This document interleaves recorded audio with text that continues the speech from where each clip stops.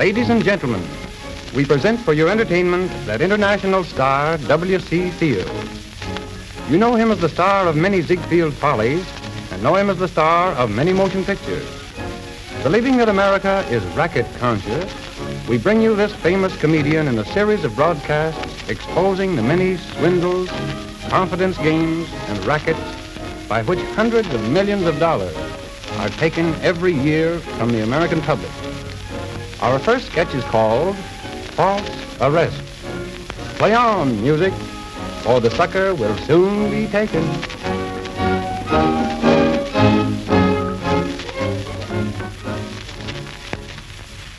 Da-da-da-dum, dee-dee-dee, da-da-dum. Who's there?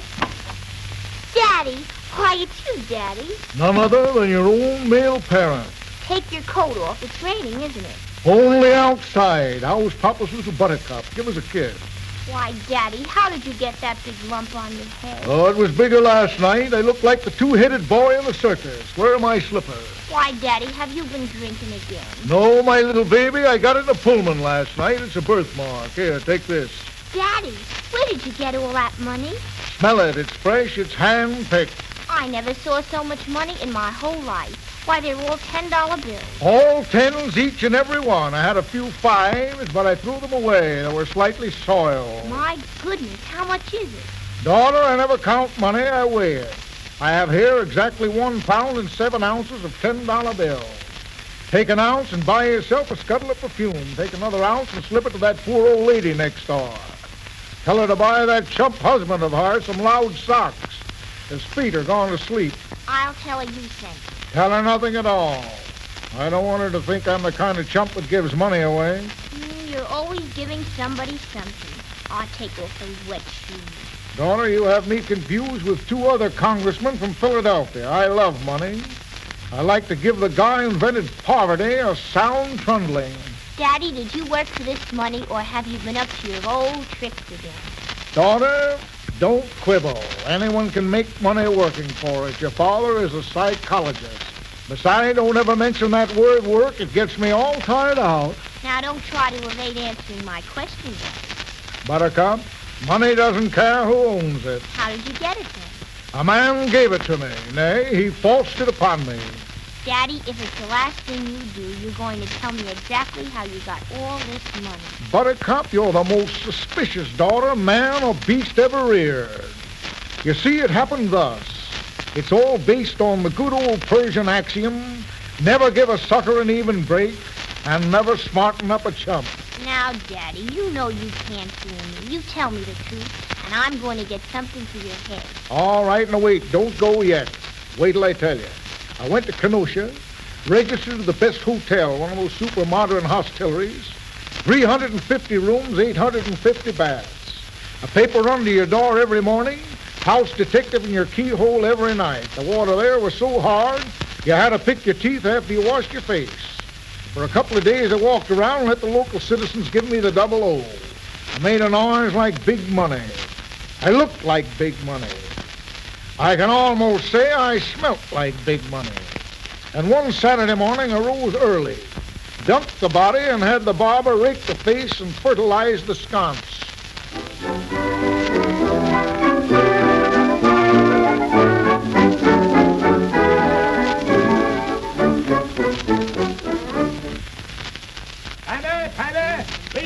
Read about it. Hey, mister, afternoon paper. I'll take a paper, my little nipper, and a little conversation. Here you are, boss. 2 cents. Here's a nickel. Keep the change, buy a stamp, and write a letter to your congressman complaining about something or other. Thank you, sir. Thanks. By the way, in your humble opinion, what would you say is the best automobile emporium in your fair city? And remember, anything you say will be used in your favor. You want to buy a car, mister? Boy, you're psychic. And I don't only want to buy a car, but I'm going to buy a car. You see that building down there? That's Coffin's. That's the best automobile place in town. You mean that large structure with a massive dome? Yes, sir. That's it. Land of Goshen. What a mess of bricks to slap a mortgage on.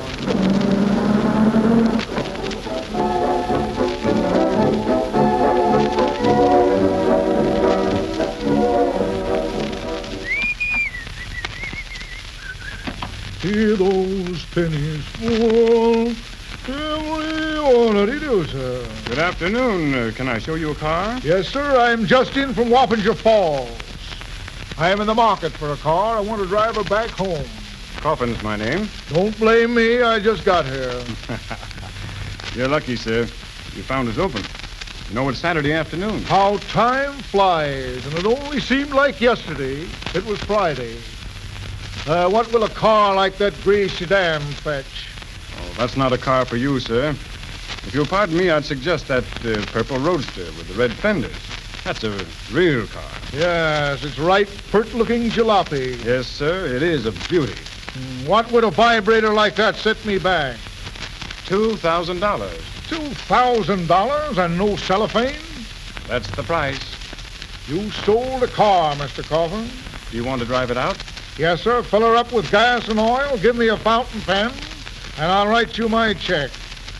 You were a man with decision, Mr. Quayle is my name, sir. Snap Judgment Quayle. That's my sobriquet. Here's your check, Mr. Coffin. And here's your bill of sale. Goodbye and good luck, Mr. Quayle. Goodbye, my friend. Goodbye.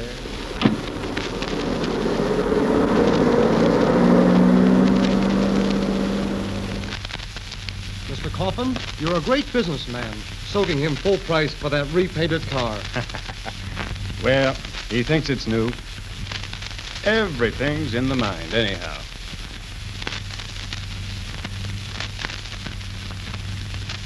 I see, officer.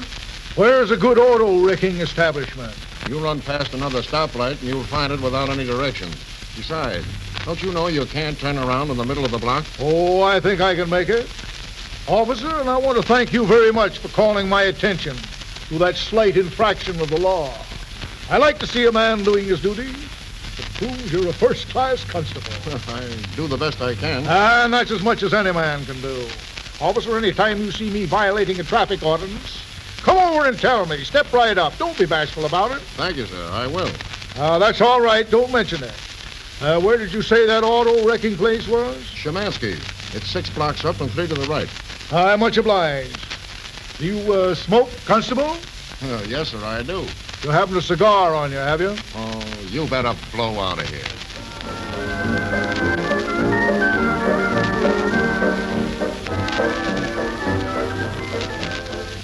I say, Colonel, come here, my good man. You mean me? Why not? Do you buy cars? And we pay the highest prices. 11 months in the same location. 11 months. Well. What do you give me for the cement mixer? What do you want? What do you give me? Tell me what you want. Make me an offer. I'll ask my son. Hey, Jake, come here. Yes, Pop. The man wants to sell his cow. Give quick an appraisal. Let me see. It's a very unpopular model. Trunk in the back. Nobody likes those. Wire wheels out of style. Metal tire covers. Too heavy. It ain't much of a cow. Think we could use it, Jake? Well, if it's cheap, very cheap, maybe we can find somebody we could practically give it to. Why, I paid $2,000 for it, Coffin. All right, $250. And maybe we could make a $25 bill. Well, I think I ought to get $500 for that. 500? 500. All right, give him $260, so we'll make $15. Is that the very best offer? We're only giving you that to make a customer out of you. I'm a customer, friend, and a good customer, too. Got a bill of sale with you. Here it is. Be careful. The ink is not quite dry yet. I've only driven the car a few miles. If you want any further reference, call Coffin's, the place I bought this roller skate from. I gave him a check in full for it. It's still second-hand. Here's the money. Sign here. If you've got any friends to sell cows, tell them how well we treated you. I'd be glad to. Toodle-oodle. Goodbye. Up the Apalachicola. Say, Pop, I smell a rat. A rat in the cars eating up the upholstery? No, look at the bill of sale he gave us. It's dated today, and he gave Coff my check. Why? He sold us a new car for $260. It looks like there's a Mickey Mouse in the woodpile. Call Coffins. Call the police. Call somebody quick. I'm dying. Operator, give me main. 4777. Quick. Faster, quick. Yes? This is Mr. Coffin speaking. Sold you a car of ours for $260. Impossible. Absolutely impossible, Mr. Sheminsky. What's the motor number? 1, 2, 3, 6, 7. Purple with red fenders. That's the car, all right. Certainly there's something screwy. The man is a criminal. He must have given me a bad check. No honest man would pay $2,000 for a car and sell it the same afternoon for $260.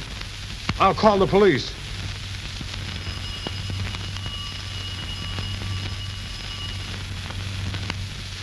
Calling all cars. Calling all cars. Arrest I. Quayle. Wanted for passing bad check. Wanted for passing bad check.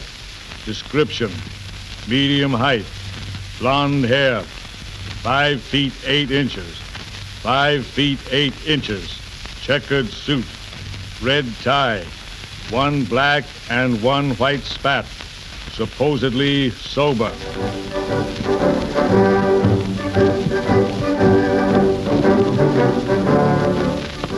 Wait a minute, wait, now stop.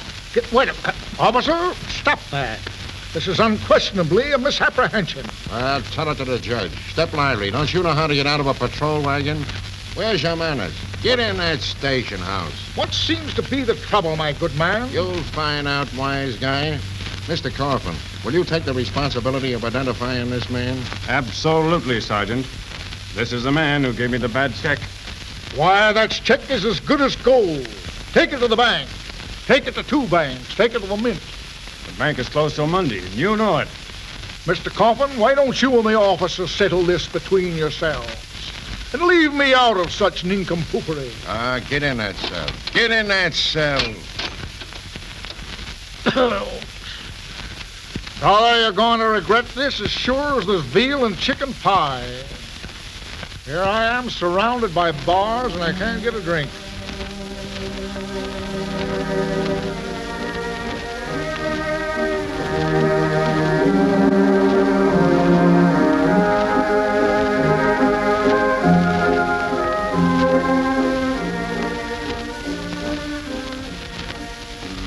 This is a swell start for Monday morning. I'd have sworn Quayle's check was no good. Are you sure he had money in the bank to cover it?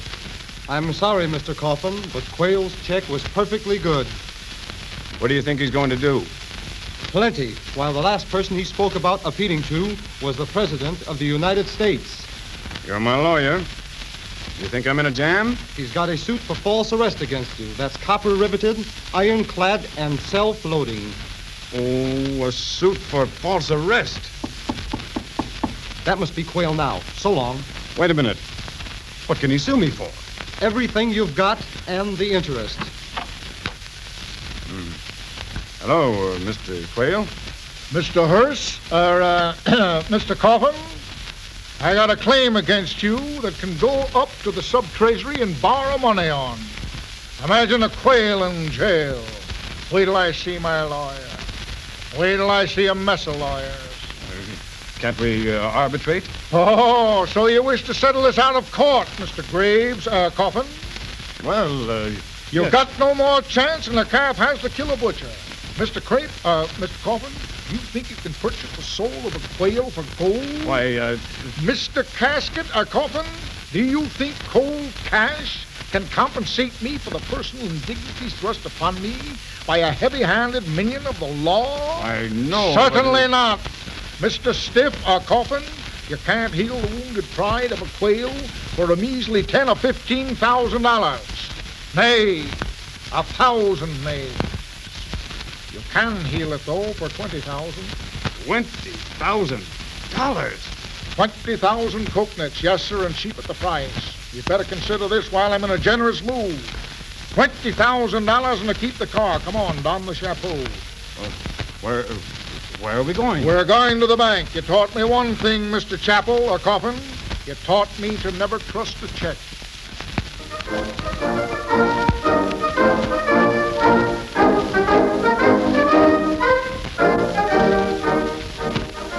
So, Daddy, Mr. Coffin had to pay you on account of false arrest and sending you to jail?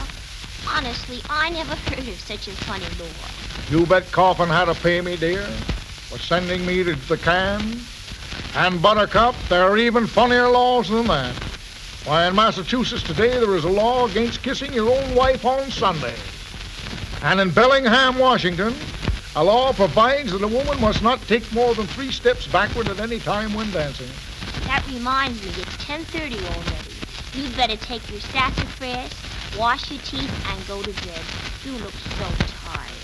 You're right, Buttercup. I am tired, and I shall go to bed. But I think I'll lie down and take a little rest first. I feel fine, but those jail bunks are not what they were in my youth. Dropping, dropping, dropping, dropping.